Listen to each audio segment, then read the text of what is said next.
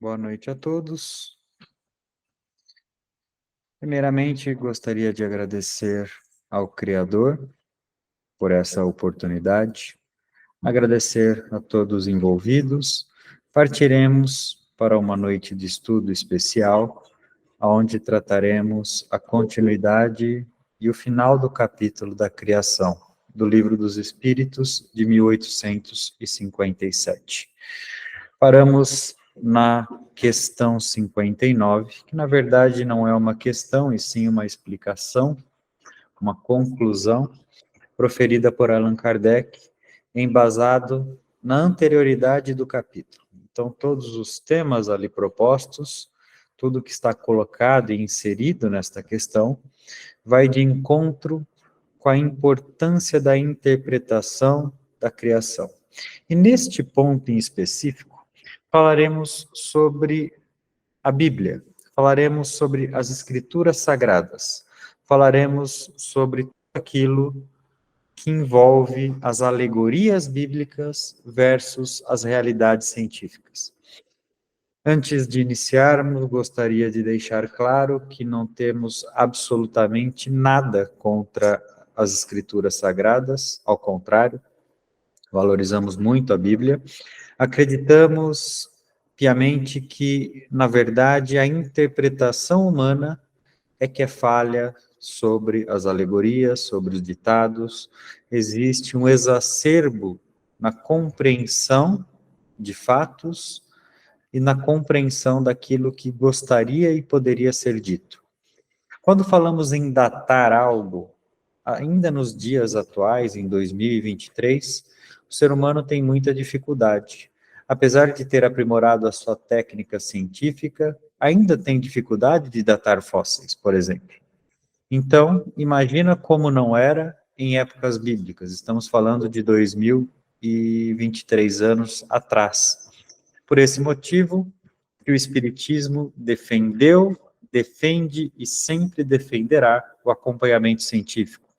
Por esse motivo que acreditamos que nada supera o acompanhamento científico. É por esse motivo que as religiões não podem estagnar e engessar os seus conhecimentos ao ponto de que eles não possam ser retratados ou realinhados conforme a ciência humana evolui. Vocês verão ainda neste texto, diante de tantas informações, por exemplo, trechos como a passagem de Noé. Entenderão que, por exemplo, o evento do cataclisma pode ter sido regional e não propriamente global. Entenderão ainda nesse trecho que Adão e Eva, sim, podem e devem ter existido na Terra, mas não como os únicos e primeiros homens a habitá-la. E uma forma muito simples de comprovar isso cientificamente é se tudo fosse fruto de uma única família, da onde viriam as derivações? Da onde viriam as variações? Qual seria a semelhança entre um europeu e um etíope? Qual seria a semelhança entre um norte-americano e um oriental? Essas diferenças são comprobatórias no sentido de não apenas integrar, mas como endossar as questões científicas humanas. Quando entendemos que a Bíblia veio para alegorizar algumas questões e proporcionalizá-las ao conhecimento de sua época, levando, sim, a uma profunda discussão filosófica, religiosa, mas que jamais teve por objetivo final o engessamento ou ser a única verdade.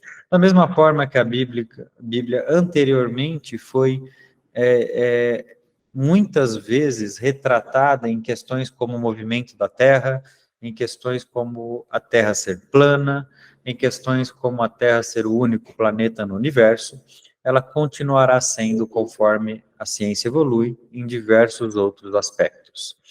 Entender que o homem veio há 4.000 anos antes da existência de Cristo seria renegar todos os fósseis encontrados anteriores a isso. Seria renegar todas as evidências científicas atuais, pretéritas e futuras que vão contra este entendimento. Para vocês terem uma ideia, já relatos escritos, vou pegar o exemplo o épico de Gilgamesh, de 2650 a.C., um poema romantizado que fala sobre a imortalidade, mostra a característica do homem da época que não apenas se atentava com a imortalidade, como a buscava. Uma característica humana natural. Quando o homem evolui, ele percebe que ele é mortal. E quanto mais ele evolui, mais ele tenta buscar o prolongamento da vida, e anteriormente acreditava-se na imortalidade do corpo e não propriamente apenas da alma. Nos dias atuais, tem conhecimento que o corpo é perecível, mas que a alma não.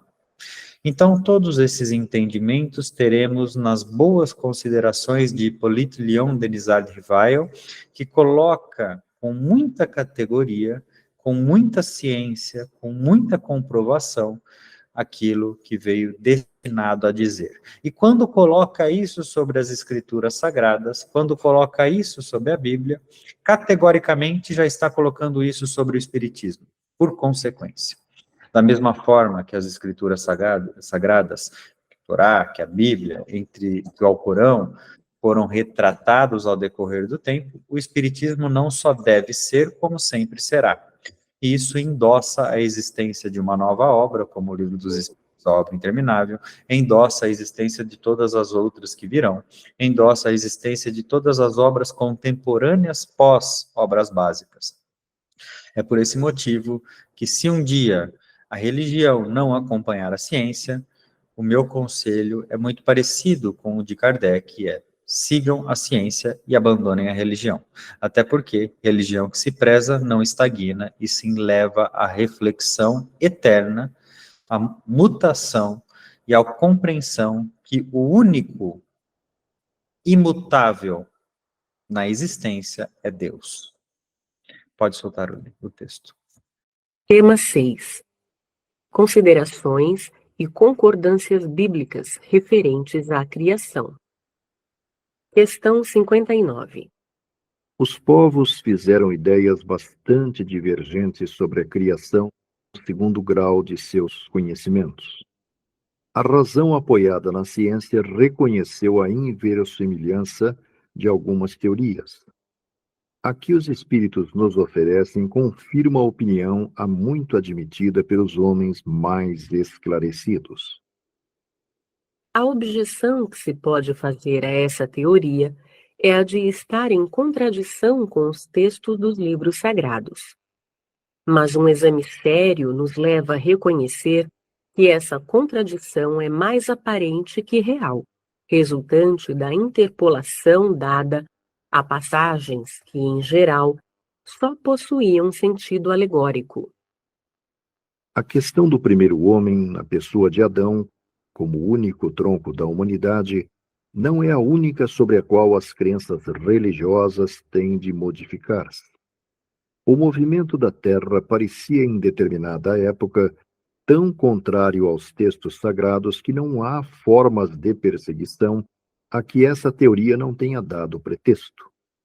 Não obstante, a Terra gira, malgrado os anátemas, e ninguém hoje em dia poderia contestá-los sem ofender a sua própria razão. A Bíblia diz igualmente que o mundo foi criado em 6 dias e fixa a época da criação em cerca de 4.000 anos antes da era cristã. Antes disso, a Terra não existia. Ela foi tirada do nada. O texto é formal. E eis que a ciência positiva, a ciência inexorável, vem provar o contrário. A formação do globo está gravada em caracteres indeléveis no mundo fóssil, e está provado que os 6 dias da criação representam outros tantos períodos, cada um deles, talvez, de muitas centenas de milhares de anos. E não se trata de um sistema, uma doutrina, uma opinião isolada, mas de um fato tão constante como o do movimento da Terra, e que a teologia não pode deixar de admitir prova evidente do erro em que se pode cair. Quando se tomam ao pé da letra as expressões de uma linguagem frequentemente figurada, devemos concluir, então, que a Bíblia é um erro? Não, mas que os homens se enganam na sua interpretação. Alguém gostaria de prosseguir com o debate sobre o parágrafo A Bíblia? Boa noite. Eu escutei há um tempo atrás uma discussão entre um teólogo e um cientista, e o cientista falou: o cientista ele não faz perguntas, ele não faz resposta, ele faz perguntas. A ciência ela não tem a intenção de responder tudo. E nessa questão da história da Terra, a questão geológica, as evidências são muito difíceis, não são evidências tão simples assim. Mas a gente sabe que tem milhares de anos já essa existência. E aí o teólogo falou: mas se Deus pode tudo, ele não poderia ter criado, inclusive, essas evidências que vocês estão encontrando? Ele não poderia ter criado realmente, há 6.000 anos atrás, tudo isso, incluindo as evidências que, porventura, a gente tá encontrando hoje? Aí o cientista ficou meio sem resposta, falou: mas aí você também está apelando, está jogando o jogo com regras não claras. E eu concordo plenamente com Kardec que tem alguns pontos que são com uma linguagem figurada, né? A gente vai chegar mais à frente aqui a questão de Noé, que ela a questão do dilúvio é relatada em várias outras civilizações da época, né, próximas de onde os hebreus se posicionaram e mesmo distantes. Então, tem várias essas ocorrências. A ocorrência que a Bíblia chama de dilúvio, ela é relatada em outras civilizações. Então, apesar de não termos hoje ainda uma prova científica do que está escrito na Bíblia, a gente tem provas semelhantes, indicativos semelhantes de outras civilizações que indicam que alguma coisa catastrófica ocorreu numa determinada época que pode até estar dentro daquilo que a Bíblia coloca. Sobre esta primeira consideração que você fez, se Deus fosse forjar provas daquilo que não existe, então ele não seria a verdade. Portanto, não seria Deus. Deus, a referência que temos de Deus, é que além de ser a inteligência suprema do universo e causa primária de todas as coisas, Deus é a verdade, pelo próprio catolicismo. Deus é a palavra da verdade. Deus é a verdade em si. Aliás, Deus acaba sendo a única verdade imutável. Por esse motivo, forjar provas ou dar evidências daquilo que não existe para levar o homem a uma pesquisa infundada, que não chegaria a lugar algum, não seria uma característica a priori que nos levaria a crer que viria do Criador, e sim de um espírito malfazejo, ou de um espírito zombeteiro, e não propriamente de Deus.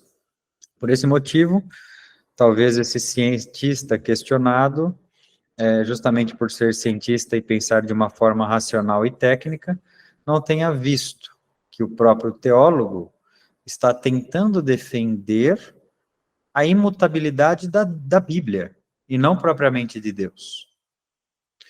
E repito, a única questão imutável do universo é Deus. O próprio livro dos Espíritos pode, deve e chegará a possíveis correções no futuro. É natural. Conforme a ciência evolui e descobre algumas questões que não podem ser reforçadas, o livro precisa ser recondicionado, precisa ser redirecionado. Entretanto, assim como no Livro dos Espíritos e em todas as outras obras que existiram no planeta, é importante também aplaudir os acertos e não apenas buscar encontrar os equívocos. De tudo aquilo que foi dito na Bíblia, nas Escrituras Sagradas, em tudo que passou, vocês acham que um número maior é de verdades ou de inverdades? Da mesma forma com o Espiritismo. Então, ali está muitas questões que já foram reveladas pela ciência posteriormente. Na Bíblia está uma condução moral que foi praticada pela humanidade posteriormente. E assim sempre será. Agora, correções, retratações acontecerão. Só não acontecem a Deus. Boa noite a todos.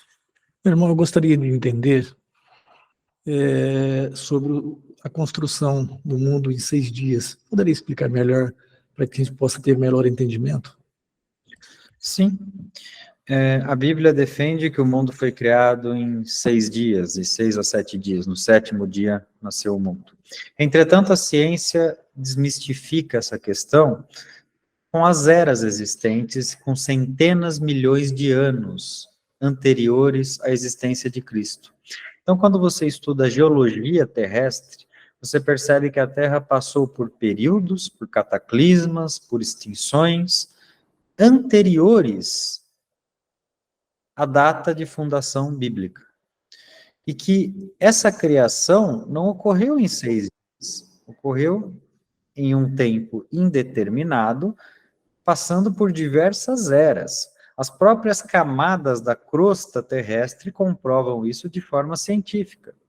Então, a criação do mundo em 6 dias é uma alegoria bíblica na tentativa de mostrar o poder de Deus e sua capacidade.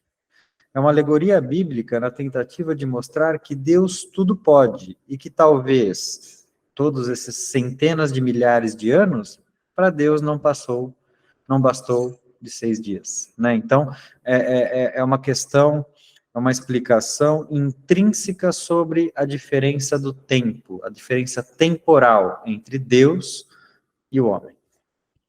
Mas isso não vem confundir as pessoas que Deus criou tudo em 6 dias? As de hoje, sim, mas as de 2000 anos atrás, não. Era um norte para a sua caminhada. Aqueles que nem sequer acreditavam propriamente, fielmente, em um Deus, entender o seu poder, era válido. Nada acontece no momento desproporcional para o aprendizado. Nada vem antes ou após a hora que deveria ter vindo. O homem tem as suas informações de acordo com a sua capacidade de compreensão. A compreensão é o motor da evolução. Enquanto eu não tenho compreensão, não é me dado as armas, não é me dada a sabedoria, não é me dada nada que não possa ser bem empregado ou utilizado. Dizer ao homem que existiam centenas de milhares de anos há 2000 anos não faria o sentido que faz hoje, porque você não teria ciência para comprovar e sustentar essa teoria.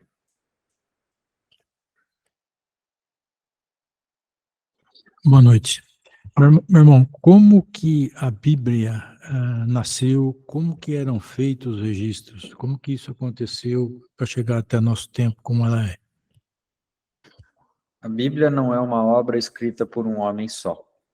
A Bíblia é uma montagem de diversas obras, de diversos homens, de diversas línguas, compiladas por um grupo seleto de homens. A Bíblia é a descrição histórica, parabólica, vivenciada, exemplificada e traduzida de passagens relacionadas à sua época, a época de Jesus Cristo, a época que previamente, que antecedeu a existência de Cristo, perdurou durante a existência dele e finalizou em seu desencarne.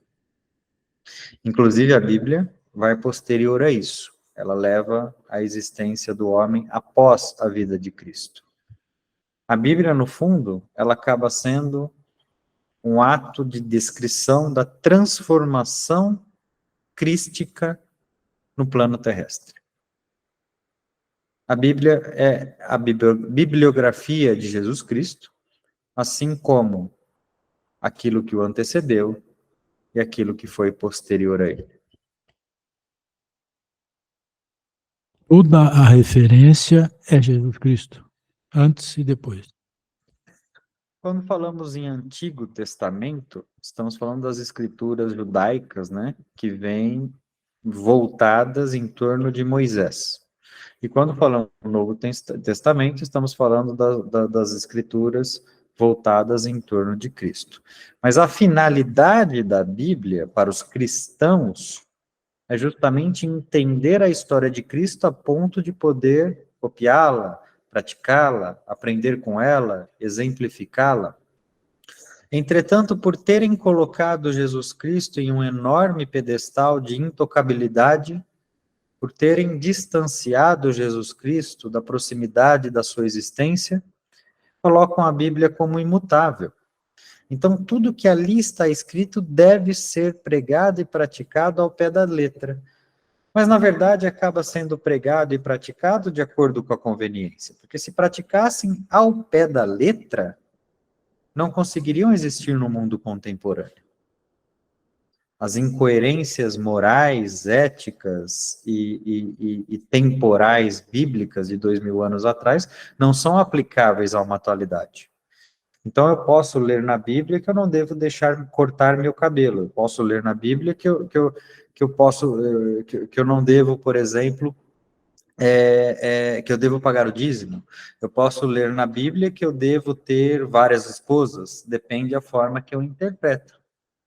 O que houve foram a cisão de diversas religiões e cada uma agrupou aquilo que lhe era mais conveniente, aquilo que lhe fazia mais sentido.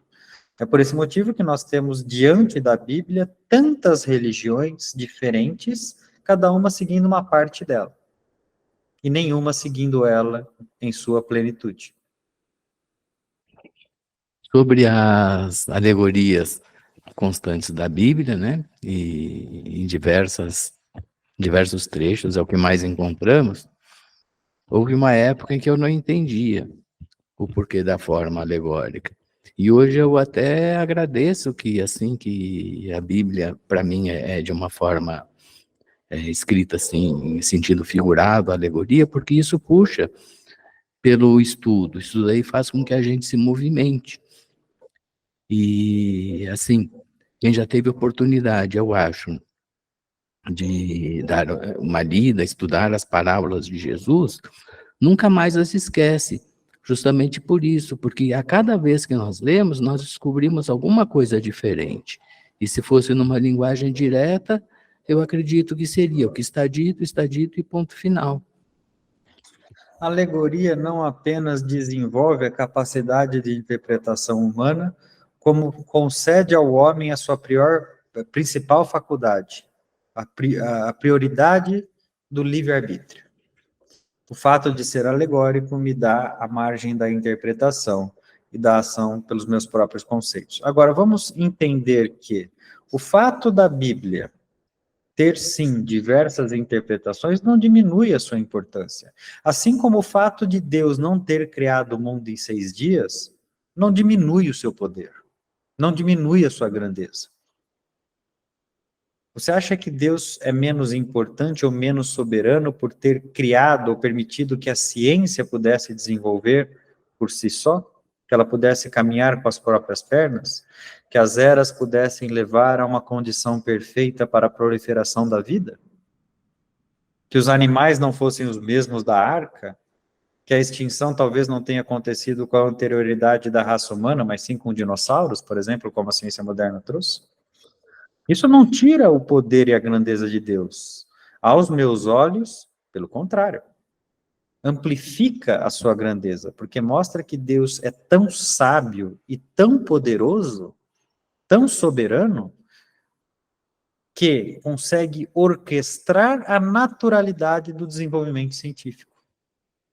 Não precisa criar para que seja perfeito. Pode permitir que alcance a perfeição com os seus próprios passos. A ciência, escavando os arquivos da Terra, descobriu a ordem em que os diferentes seres vivos apareceram na superfície, e essa ordem concorda com a indicada no Gênesis, com a diferença de que essa obra, em vez de termos saído miraculosamente das mãos de Deus, em apenas algumas horas, realizou-se sempre pela sua vontade, mas segundo a lei das forças naturais, em alguns milhões de anos. Deus seria, por isso, menor e menos poderoso? Sua obra se tornaria menos sublime por não ter o prestígio da instantaneidade? Evidentemente não. É preciso fazer da divindade uma ideia bem mesquinha para não reconhecer a sua onipotência nas leis eternas que ela estabeleceu para reger os mundos.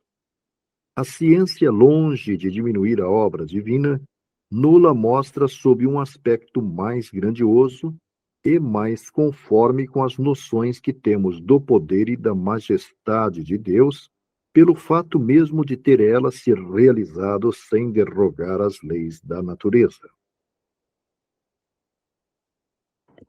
Alguém gostaria de comentar este parágrafo? Esse parágrafo, para mim, ele reforça aquilo que o irmão ainda falou ainda há pouco, né? Entre o espiritismo, alguma religião e a ciência, ficaremos com a ciência porque é uma prova irrefutável da presença de Deus, a ciência. Mas é necessário tomar um imenso cuidado com a dose. A ciência, sim, é a forma que Deus escolheu para que pudéssemos evoluir. Entretanto, ela tem uma poderosa armadilha, que é crer apenas nela. A ciência leva o homem ao ceticismo. A ciência, muitas vezes, por ser tão perfeita, nos faz esquecer o principal, que ela é movida pela vontade divina. E este aspecto da ciência não só deve, como pode ser relembrado por nós através da faculdade da fé.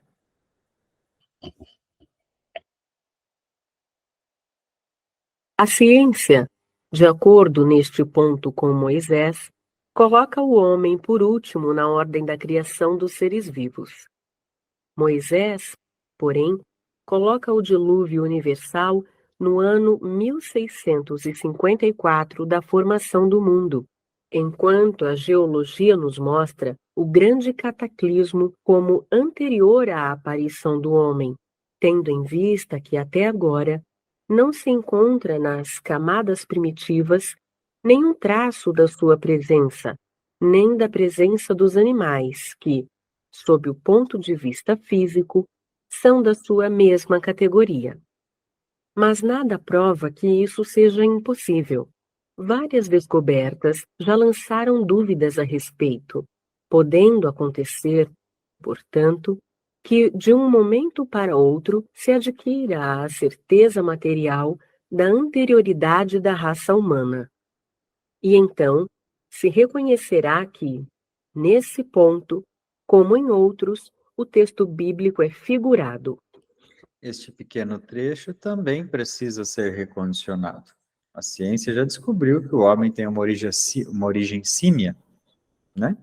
E por esse motivo já categoriza o homem como posterior aos símios.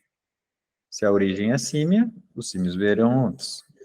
Assim como hoje já se tem a ciência que os animais aquáticos foram anteriores aos animais terrestres e às aves. Assim como hoje já se tem a ciência e a consciência de que, através dos minerais, foi possível a proliferação da vida. Então, todas essas questões, a somatória dessas questões, nos fazem entender a importância do avanço científico e a necessidade da flexibilização religiosa em torno dele, ainda mais na mente dos jovens.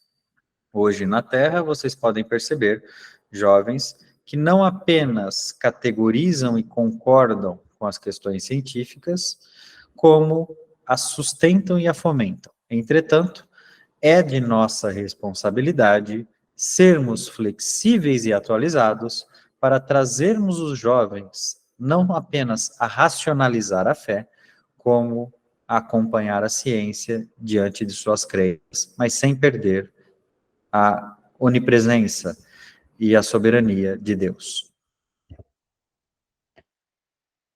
Eu entendo que essa alegoria do dilúvio universal talvez fosse uma representação que Moisés fez do que já tinha ocorrido na Terra em épocas anteriores, nesse sentido.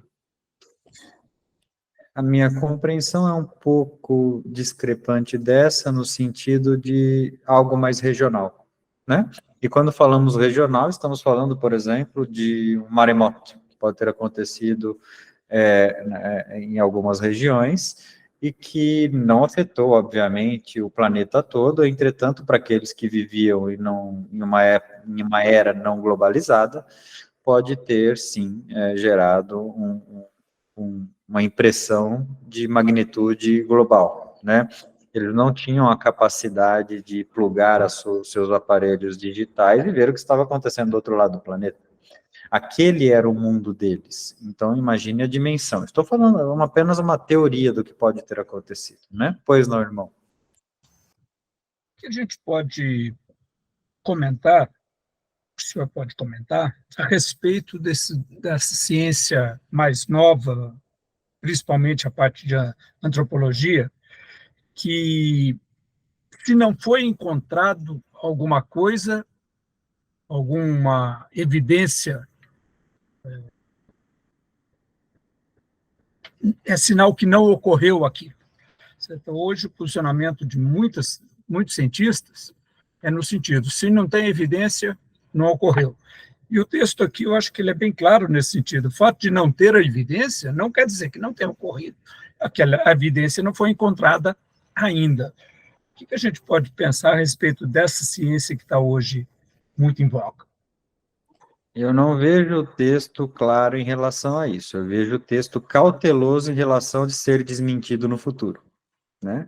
O que esse texto nos traz é o cuidado de dizer: acreditamos que o homem não foi o primeiro a habitar o planeta. Entretanto, não podemos afirmar porque podemos ser desmentidos no futuro. E essa é a forma correta de tratar a religião. Não afirmar nada que não tenha sido tido como verdade absoluta. E o que temos categoricamente como verdade absoluta nos dias atuais? As leis de Deus. Que nem precisamos ou podemos chamar, por exemplo, amor de sentimento. Amor deve ser chamado de mandamento. Percebem a diferença? Então, amar, por exemplo, vamos mudando um pouco o tônus da nossa conversa, amar não é um sentimento, amar é um mandamento, é necessário amar. Amaremos pelo amor ou pela dor. Então, o que eu quero dizer com tudo isso é que o texto de Allan Kardec foi cauteloso no sentido de, até agora temos esta informação. Entretanto, daqui para frente, não sabemos o que pode acontecer. E esta cautela não apenas demonstra a humildade daquele que sabe que a ciência evolui, como a veracidade daquele que apenas mostra a fotografia momentânea e não o filme todo que ele ainda não assistiu. A questão está em saber se o cataclismo geológico é o mesmo de Noé. Ora, a duração necessária à formação das camadas fósseis não dá lugar a confusões, e no momento em que se encontrarem os traços da existência do homem, anteriores à grande catástrofe, ficará provado que Adão não foi o primeiro homem ou que a sua criação se perde na noite dos tempos. contra a evidência não há raciocínios possíveis e será necessário aceitar o fato como se aceitou o do movimento da Terra e o dos 6 períodos da criação. Bom, as evidências comprovadas pela ciência não apenas geram a descrença naquilo que é escrito, como geram a confusão dos fiéis. É por esse motivo que nenhuma obra deve ter sido, né, escrita ou categorizada como a principal ou única forma de salvação, né? Nós temos que ter essa cautela. Agora, esse engessamento que existe para com a Bíblia, será que não existe nos dias atuais para com o Espiritismo? Será que não existem, por exemplo, pessoas que categorizam o Livro dos Espíritos como o único caminho da salvação? Passaram mais de 2000 anos e não modificaram a atitude em relação a isso. E o pior, este trecho da questão 59, que não é uma questão, não apenas mostra a visão de Allan Kardec sobre isso, como dá a entender nitidamente a sua visão sobre a sua própria obra. Pode prosseguir. A existência do homem antes do dilúvio geológico é, e não há dúvida, ainda hipotética, mas eis como nos parece menos. Admitindo-se que o homem tenha aparecido pela primeira vez na Terra há 4.000 anos antes de Cristo, se 1.650 anos mais tarde toda a raça humana foi destruída, com exceção apenas de uma família, conclui-se que o povoamento da Terra data de Noé, ou seja, de 2.350 anos antes da nossa era. Ora, quando os hebreus emigraram para o Egito no 18º século, encontraram esse país bastante povoado e já bem avançado em civilização. A história prova que nessa época, a Índia e outros países eram igualmente florescentes, mesmo sem levarmos em conta a cronologia de certos povos, que remonta a uma época ainda mais recuada. Teria sido então necessário que do 24º ao 18º século, quer dizer, num espaço de 600 anos, não somente a posteridade de um único homem tivesse podido povoar todas as imensas regiões então desconhecidas, supondo-se que as outras não estivessem povoadas, mas também que, nesse curto intervalo, a espécie humana tivesse podido elevar-se da ignorância absoluta do estado primitivo ao mais alto grau de desenvolvimento intelectual, o que é contrário a todas as leis antropológicas. Aqui neste parágrafo vemos também a questão temporal, né? Se considerarmos os fatos bíblicos como supremos e verídicos e as datações também, teríamos que admitir que em 600 anos, através de uma família, o mundo foi povoado, e agora vocês verão um pouco mais à frente, em diversidades étnicas, ou seja, de uma família, por exemplo, negra, nasceram pessoas brancas, orientais, com outras características, sem que o tempo natural, antropológico, humano, pudesse ter tido a sua consideração e a sua influência. Então, aos olhos atuais, isso não é apenas irracional, como inverídico, né? Então, deve e teve um outro motivo, uma outra forma de existência. E a existência que o Espiritismo defende, em conjunto, né, com a ciência, é a existência da evolução natural, em diversas partes do orbe, com diversas influências ambientais diferentes, o homem criou suas diferentes características. Entretanto, habitando dentro de si uma alma assim como todos os outros, igual e com o mesmo caminho, evoluir para a perfeição. A diversidade das raças humanas vem ainda em apoio desta opinião. O clima e os hábitos produzem, sem dúvida, modificações das características físicas, mas sabe-se até onde pode chegar a influência dessas causas, e o exame fisiológico prova a existência entre algumas raças de diferenças constitucionais mais profundas que as produzidas pelo clima.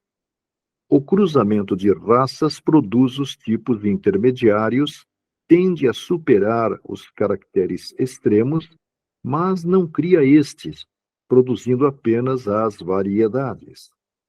Ora, para que tivesse havido cruzamento de raças, era necessário que houvesse raças distintas, e como explicarmos a sua existência, dando-lhes um tronco comum e, sobretudo, tão próximo?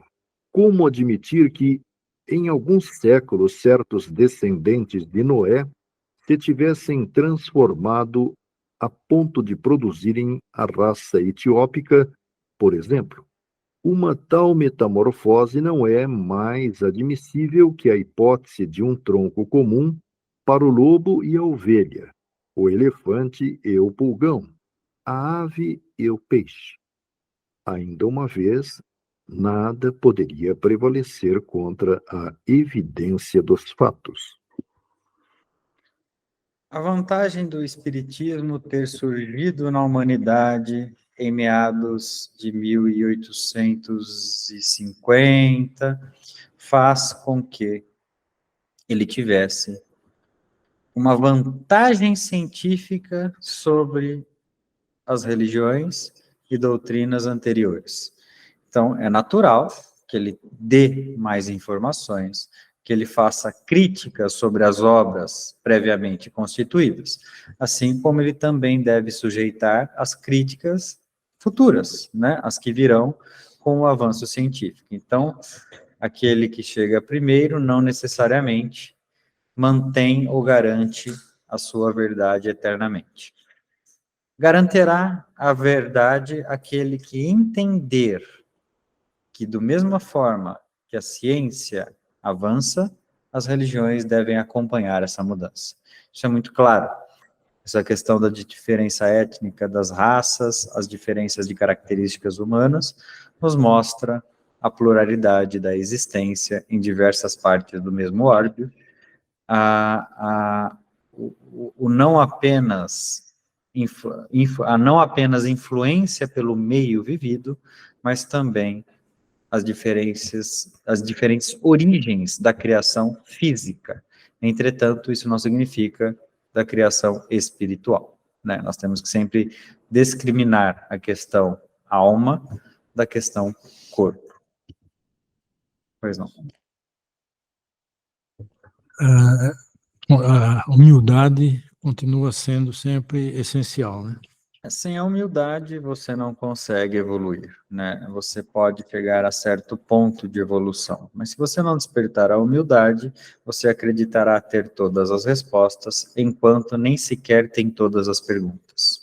A humildade, ela não apenas promove o progresso humano, como permite ao espírito sentir os passos que deve dar em caminho à evolução. Quanto maior o intelecto, mais difícil de despertar a humildade. Quanto menor o intelecto, mais fácil de despertar a humildade, porque você tem a ciência de nada saber. Entretanto, a sabedoria, diferentemente do intelecto, vem com a cultura do aprendizado, a bagagem do aprendizado e a certeza de ainda nada conhecer. Tudo se explica pelo contrário, admitindo-se a existência do homem antes da época que lhe é vulgarmente assinalada. A diversidade das origens. Adão, que viveu há 6.000 anos, como tendo povoado uma região ainda inabitada. O dilúvio de Noé, como uma catástrofe parcial, que se tomou pelo cataclismo geológico. e tendo-se em conta, por fim, a forma alegórica peculiar ao estilo oriental, que se encontra nos livros sagrados de todos os povos. Eis porque é prudente não se acusar muito ligeiramente de falsas as doutrinas que podem, cedo ou tarde, como tantas outras, oferecer um desmentido aos que as combatem. As ideias religiosas, longe de se perder, se engrandecem ao marchar com a ciência. Esse é o único meio de não apresentarem ao ceticismo um lado vulnerável. Aqui neste ponto, entramos no conflito do orgulho humano, né? Precisamos entender e admitir a pluralidade da existência das verdades e as suas modificações. Vou fazer uma pergunta simples, para que vocês possam ter uma compreensão mais moderna. Quem inventou o avião?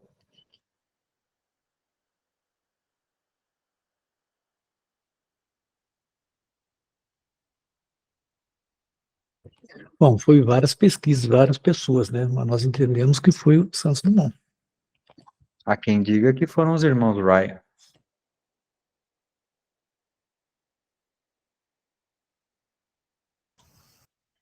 Algo tão moderno, algo tão recente, não se tem uma conclusão? E como querem ter da criação universal?